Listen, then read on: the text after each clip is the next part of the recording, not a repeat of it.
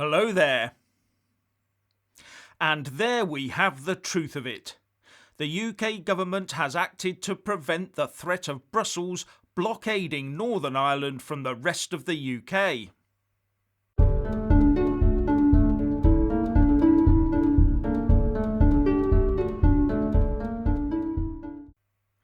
Firstly, please subscribe and like this video to give my channel a boost. And I'm always uploading new content, so please do check back daily. And a big thanks to my Patreon and PayPal supporters. Much was made of the bombshell news from the Northern Ireland Secretary Brandon Lewis yesterday when he revealed that the UK government intends to break international law. And he said that clauses in the now published Internal Market Bill would break international law, but only in a very specific and limited way within tightly defined circumstances, something that has spawned no end of gags. But now we learn why the Boris Johnson government feels constrained to take this rather unusual and some say excessive action.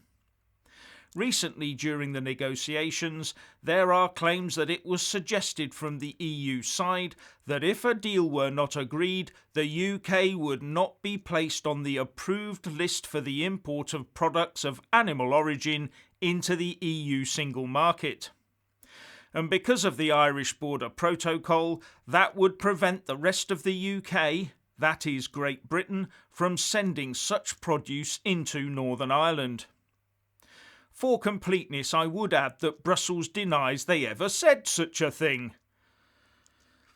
But, just in case, it looks like Section 38 of the 2020 Withdrawal Agreement Act that I've talked about over the last couple of days was exactly the right thing to insert into that act now that we've seen the true Brussels intent. The Sun reports, but the Sun has learnt that London's attempt to clarify parts of the 2019 exit treaty came after what they saw as veiled threats from Michel Barnier's team that the EU could exploit parts of the withdrawal agreement if the UK did not bow to their trade deal demands.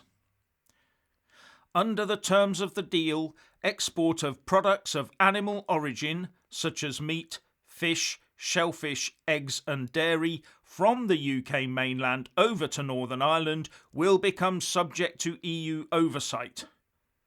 The EU has a third country list of approved third parties that can legally import agricultural goods into areas subject to their rules. The UK being put on that approved list was assumed to be a given and not subject to negotiation. But Brits were left seething after Michel Barnier's team hinted the UK may not be given that legal status if talks collapse. And because of that, there is the risk to the UK and Northern Ireland that should the talks end up without a deal, the EU could effectively declare food exports from Great Britain to Northern Ireland as illegal. And City AM reports, EU negotiators reportedly threatened to block the transport of goods between Great Britain and Northern Ireland during Brexit trade negotiations. The threat from Brussels infuriated Downing Street, leading to its decision to breach the Brexit withdrawal agreement by adding clarifications to the deal in a bill to be put before Parliament today.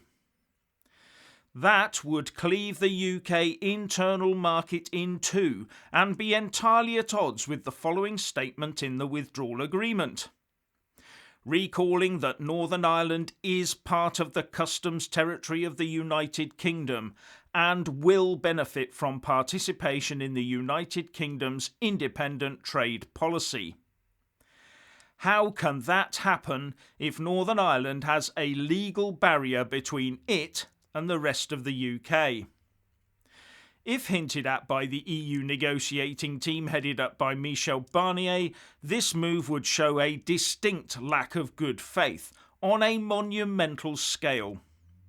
Remember, the protocol was supposedly all about keeping the peace on the island of Ireland, not putting a negotiating weapon in the hands of the European Union. I've already said that the EU has denied they ever said such a thing, But I would ask, why then did the UK government feel they had to go this far then? Now tell me the Brussels Eurocrats are friendly people to be dealing with. So the UK has hit back by clarifying the position should a no-deal Brexit occur. And this has been included within the Internal Markets Bill that had its first reading in Parliament today. This bill will take the place of the EU single market rules after the 31st of December to ensure that trade across the UK flows seamlessly, a very sensible measure to take. Now within the bill, Northern Ireland's place in the UK is described along the following lines in section 40. A. The need to maintain Northern Ireland's integral place in the United Kingdom's internal market. B. The need to respect Northern Ireland's place as part of the customs territory of the United Kingdom. And C. The need to facilitate the free flow of goods between Great Britain and Northern Ireland, with the aim of 1. Streamlining trade between Great Britain and Northern Ireland, and 2. Maintaining and strengthening the integrity and smooth operation of the internal market in the United Kingdom. And the counter to this veiled threat from the EU appears to be in section 45 of the new Internal Markets Bill, where it says, "The following have effect, notwithstanding any relevant international or domestic law with which they may be incompatible or inconsistent." And it goes on to list the sections within the bill that will remain in place despite any shenanigans Brussels might want to get up to using the peace-driven Northern Irish Protocol to engage in economic warfare. These sections appear to confer on a Minister of the Crown the power to protect the movement of goods from Northern Ireland to the rest of the UK, and also to maintain and strengthen the integrity and smooth operation of the internal market in the United Kingdom, as well as modify or disapply the effect of Article 10 of the Northern Ireland Protocol regarding state aid. And it also says, as an example, that Article 10 might not be interpreted in accordance with case law of the European Court. It might not be interpreted in accordance with any legislative act of the European Union, including regulations, directives and decisions that would otherwise be binding on the UK.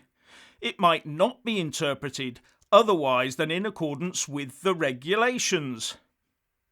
And it also says that regulations under section 42.1 or 43.1 are not to be regarded as unlawful on the grounds of any incompatibility or inconsistency with relevant international or domestic law. And it lists that relevant international or domestic law as including A. Any provision of the Northern Ireland Protocol. B. Any other provision of the EU withdrawal agreement. C. Any other EU law or international law. Brussels is not going to be happy about this. D. Any provision of the European Communities Act 1972. E. Any provision of the European Union Withdrawal Act 2018. F. Any retained EU law or relevant separation agreement law. G. Any other legislation, convention or rule of international or domestic law whatsoever, including any order, judgment or decision of the European Court or of any other court or tribunal. And as I said earlier, this is allowed nationally by Section 38 of the Withdrawal Agreement Act 2020. Something the EU and Ireland were aware of prior to Brussels and the UK signing the withdrawal agreement into force. So one supposes that the pro-EU litigators and courts will find it hard to overturn any regulations the government makes as a result of this when it goes on the statute books. Wonder if Gina Miller is sharpening her pencil though. But these provisions would presumably only be needed if the Eurocrats decide to attempt to use the Northern Ireland Protocol not as a shield to protect the peace, but as a sword in a tawdry trade battle. Now, I must say that my reading of this is that it gives the UK the scope to break certain internationally agreed laws, but doesn't actually breach them at the moment. But I might be wrong. But the EU angle aside, Ian Blackford, the leader of the SNP in Westminster, had a go at the bill during PMQs today. Well, not much surprise there. You can imagine that his crowd will be incensed at anything that might make the UK work better or more efficiently, after all their attempts to undermine it over the years. I think they were hoping that they could ignore the rest of the UK and keep their own rules as closely aligned to Brussels as they could, ready for their great submission to EU rules and regulations. Anyway, back to the big news of the clauses in this new internal market bill. The UK has, as far as I'm concerned, acted properly to stave off a credible, underhanded threat from Brussels. Anyway, if you want to hear more from me, please don't forget to subscribe and also press that little bell, or you won't get any notifications. And if you want to see more of me, buy a mug with my mug on it by following the link in the descriptions box below and support me on Patreon or PayPal. So what do you think about these clauses? Please share and comment, and thank you for watching.